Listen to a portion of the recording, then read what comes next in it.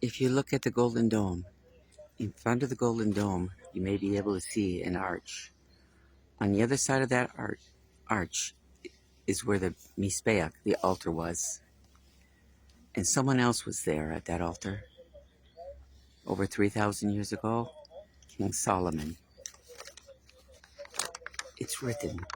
Imagine King Solomon being there, just on the other side of that arch, or maybe exactly where that arch is now. And it's written, Solomon stood before the altar in front of the entire congregation of Israel.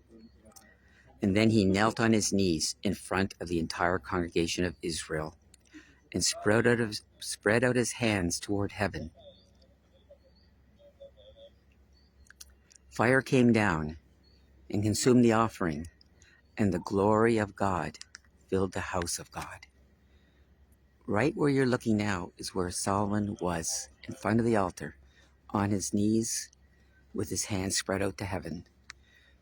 And when Solomon had finished praying, it says that the people bowed with their faces to the ground upon the floor and prostrated themselves and were giving praise to Hashem, saying, Hodu la Hashem ki tov, ki le'olam chasdo. Give thanks to Hashem for he is good, for his mercy endures forever. Can you imagine it?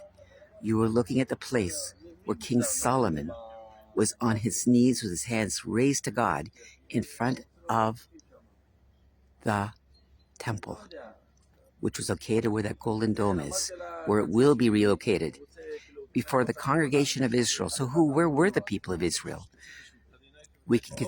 They were here, but if there was thousands of people, they would have been on the Mount of Olives, and they would have been thousands upon thousands of Israel would have been viewing this whole service, because the Mount of Olives is on the other side of this eastern wall.